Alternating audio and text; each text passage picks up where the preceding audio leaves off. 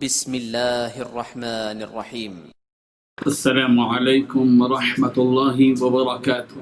إن الحمد لله نحمده ونستعينه ونستغفره والصلاة والسلام على سيد الأنبياء والمرسلين محمد وآله وصحبه أجمعين أما بعد. حاضرین و ناظرین، یہ درس نمبر 918 ہے، 918، اور آج سورہ ہود کی 2 آیتوں کی تلاوت کی جائے گی، 67 اور 68، 67 and 68۔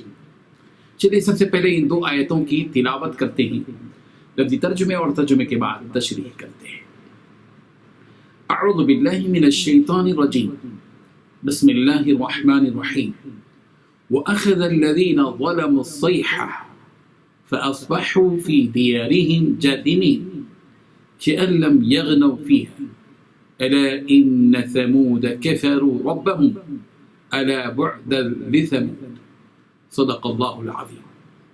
ترجمہ لفظی ترجمہ ہے، وأخذ اور آپ پکڑا، الذین ان لوگوں کو جنہوں نے ظلموا ظلم کیا تھا، الصیحہ چیخ نے، فَأَصْبَحُوا تو وہ ہو گئے فی دیارہم اپنے گھروں میں، جاثمین اوندھے منہ گرے ہوئے، کأن لم یغنوا گویا کہ وہ نہ رہے تھے، فیہا ان گھروں میں، الا آگاہ رہو، ان ثمود بے شک قوم ثمود نے، کفروا انکار کیا، ربہم اپنے رب کا، الا سن لو، بعدن دوری ہے، لثمود ثمود کے لیے۔ ترجمہ ہے، اور جن لوگوں نے ظلم کیا تھا ان کو چنگھاڑ کی صورت میں عذاب نے آ پکڑا تو وہ اپنے گھروں میں اوندھے پڑے رہ گئے، گویا کبھی ان میں بسے ہی نہ تھے۔ سن رکھو کہ ثمود نے اپنے رب سے کفر کیا، اور سن رکھو ثمود پر پھٹکار ہے۔ ان 2 آیتوں میں 5 باتیں بتلائی گئی ہیں۔ پہلی بات، جن لوگوں نے ظلم کیا تھا ان کو چنگھاڑ نے آ پکڑا۔ دوسری بات، وہ اپنے گھروں میں اوندھے پڑے رہ گئے۔ تیسری بات، گویا کبھی ان گھروں میں بسے ہی نہ تھے۔ چوتھی بات، سن رکھو کہ ثمود نے اپنے رب سے کفر کیا۔ پانچویں بات، اور سن رکھو کہ ثمود پر پھٹکار ہے۔ بزرگان محترم، حضرت صالح علیہ السلام کی قوم پر جو عذاب آیا اس کا منظر ان آیتوں میں پیش کیا گیا ہے۔ ایک عذاب والی چیخ نے قوم ثمود کو آ پکڑا۔ وہ کیا تھی؟ چیخ وہ ایک بجلی تھی جو سخت ہلاک کرنے والی آواز تھی، جو دلوں کو ہلا دیتی تھی، اور اس کی آواز سنتے ہی دل سہم جاتے تھے۔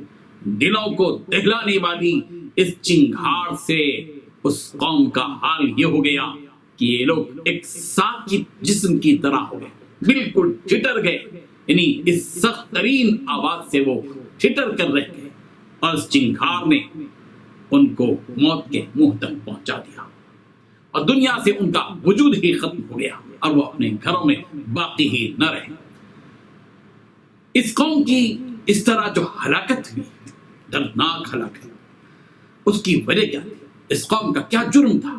اس قوم کا یہ جرم تھا کہ اس قوم نے اللہ کی نشانی کی ناقدری کی۔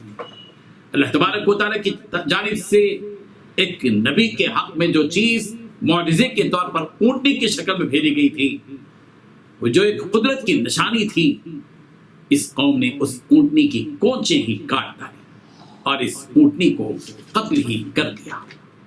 قوم ثمود نے اللہ تعالیٰ کی آیتوں کا انکار کیا اور ان کی طرف بھیجے گئے رسول کی نافرمانی کی، اور یہ سب کچھ اس قوم نے اپنے باپ دادا کی تقلید میں کیا، باوجود کہ حضرت صالح علیہ السلام انہی کے نسب اور انہی کے قبیلے سے تعلق رکھتے تھے۔ وہ حضرت صالح علیہ السلام کو قریب سے جانتے تھے، ان کے اخلاق اور صاف عادات سے پوری طرح باخبر تھے۔ حضرت صالح علیہ السلام نے ان کے سامنے اللہ کی عبادت اور توحید پر کافی دلائل بھی پیش کیے تھے۔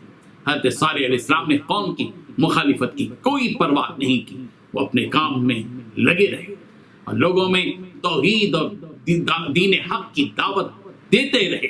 انہیں یقین تھا کہ جس دین کی طرف وہ بلا رہے ہیں وہ حق ہے، اس میں باطل کی کوئی آمیزش نہیں ہے۔ قوم کے لوگوں نے کھلی آنکھوں سے اس اونٹنی کو دیکھا تھا جو ان کے مطالبے کے مطابق پہاڑ کے اندر سے نکلی۔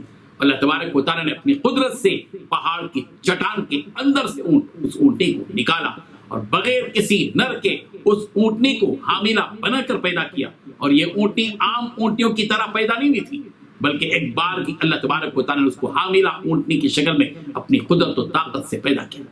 حضرت صالح علیہ السلام کے ساتھ جو مومن تھے جن کو ایمان کی وجہ سے نجات ملی، ان کی تعداد مفسرین نے 4000 لکھی ہے۔ اس قوم کی ہلاکت جس چنگھاڑ اور مہلک آواز سے ہوئی، اس آواز کے سلسلے میں مفسرین نے یہ لکھا ہے کہ یہ آواز دراصل حضرت جبرائیل علیہ السلام کی آواز تھی، اور بعض کہتے ہیں کہ ایک آواز تھی جو آسمان سے آئی تھی۔ اس لرزہ دینے والی آواز سے اس قوم کے دل پاش پاش ہو گئے، اور یہ ایک ہیبت ناک آواز تھی۔ قوم ثمود کے اس واقعے سے امت محمدیہ یہ سبق دیا جا رہا ہے کہ وہ اپنے آفاقی دین پر قائم رہیں، اپنے نبی کی اتباع اور اطاعت میں لگے رہیں۔ نجات، سلامتی اور کامیابی کے لیے یہی آفاقی اور آسمانی فارمولہ ہے کہ نبی کی اطاعت کی جائے، اور نبی جس پیغام کو آفاقی کتاب کی شکل میں لائے ہیں اس کو اپنی زندگی کا دستور تسلیم کیا جائے۔ اللہ تبارک و تعالی ہم سب کو اس کی آفاقی کتاب قرآن مجید کی تعلیمات پر غور و فکر کرنے کی، اس کو سمجھنے کی، اس پر عمل کرنے کی، اس کو دوسروں تک پہنچانے کی توفیق عطا فرمائے، اور نبی کریم صلی اللہ علیہ وسلم کی زندگی کو اسوہ بنا کر جینے کی اللہ تبارک و تعالی توفیق بخشے۔ وآخر دعوانا ان الحمد للہ رب العالمین۔